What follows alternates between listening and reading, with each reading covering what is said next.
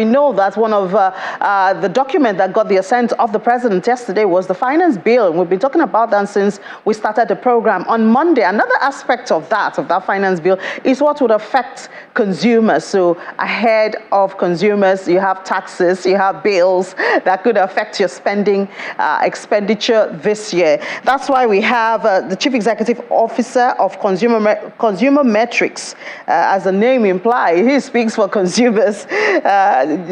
Mr. Muyiwa Ayojimi joining us in the studio now. Good morning, Mr. Ayojimi. Happy New Year. Morning. Happy New Year to you too. Yeah, so we've been talking about the finance bill and especially some of the other bills, how it will affect corporate companies and all of that.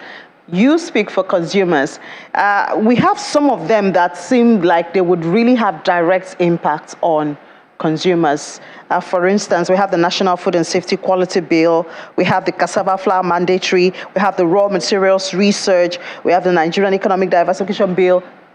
Make your choice, and let's start from there. Okay, so maybe I start on this note that hopefully at the end of the year, we hope that consumers will breathe. Okay, so picking the diversification bill, for example, that bill seeks to impose 2% taxes on all business imports. Now, what that means very clearly is that no matter the strata of raw materials, you would have an impact within the value chain. Already we have disruptions within the logistic value chain, the raw materials value chain, and whatever. If you also pick the other bill that speaks to the National Youth Service Corps Bill. The Youth Service Corps Bill is proposing to impose 1% of companies' profit net taxes. Okay? Now, what does that do to the entire value chain of consumers generally? It's going to be a spiral effect, coupled with the foreign exchange volatility or unavailability anyway.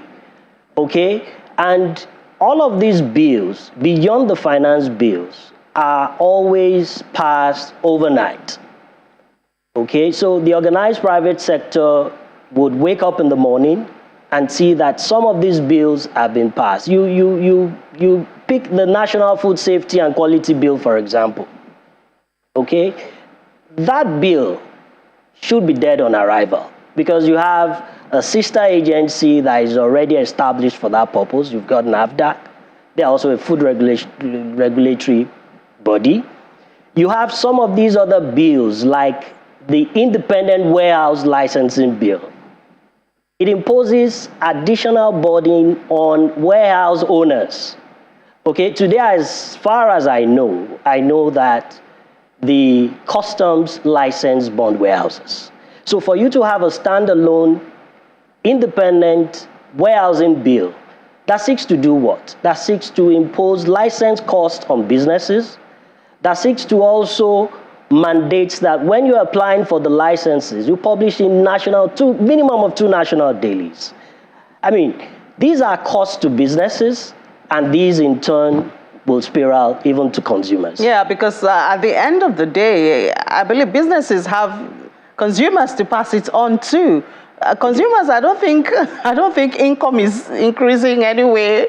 In fact, what it looks like is the naira is losing value, income is losing its value. It is, and a research has shown that, consumers will generally have a pushback whenever there is price increase in products. What kind of pushback can we expect? Okay, so for some of these products and services, the consumers are now better aware.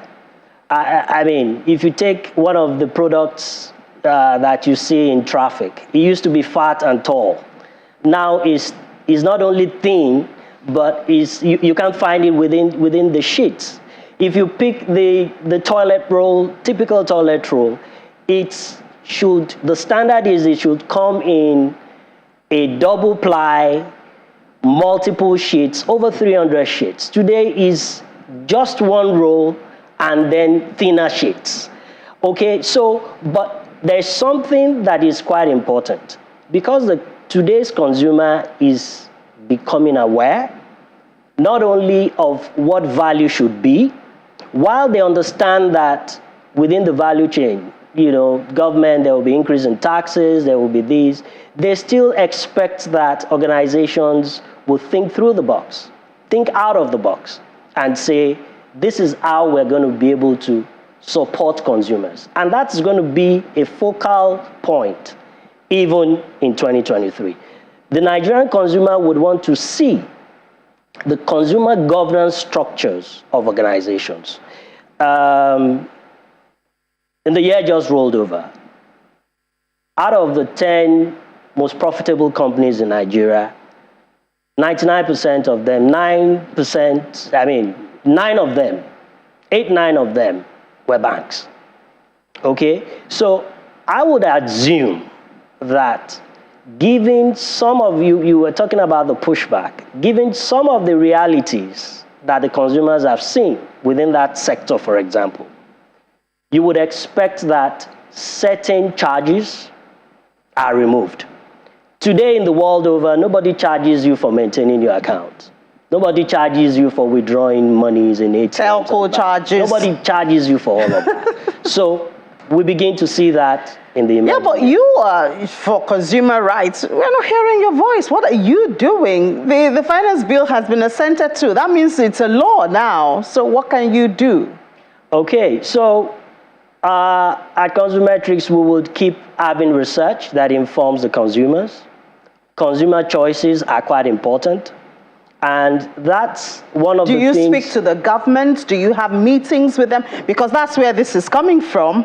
Yeah. So, I mean, even if you enlighten the consumers, but the government has made this a law, then the consumer would still have to abide by the law. Okay, so we have organized private sectors. We're a private company. Mm-hmm. We have organized private sectors whom we're starting to work with. Because the reality of today, Eni, is the fact that as we speak, because of the dwindling resources, government would look for ingenious ways to increase taxes. Rather than the policymakers advising them to increase the dragnets, they are increasing the taxes. And what is potent, to answer your question, for us to be doing at this point is to create a corresponding charter of tax reliefs. So on one hand, you have the government with all of the 1% here, 2% there, and all of that. And then as organized private sector, you have another dashboard that speaks to reliefs that you should be enjoying. So those are some of the things that would agitate the consumer space in the course of this year. So it looks like taxes will make a major part of conversations in this 2023, at least for the first half of the year before the new administration. Then we'll see what the new administration can do, to help all of this. But thank you so much, Mr. Muyiwa Ayojimi, the Chief Executive Officer of Consumetrics. We'll certainly be following you to task you on that consumer rights that you say you're protecting. Very well. All right. Yeah, thank you.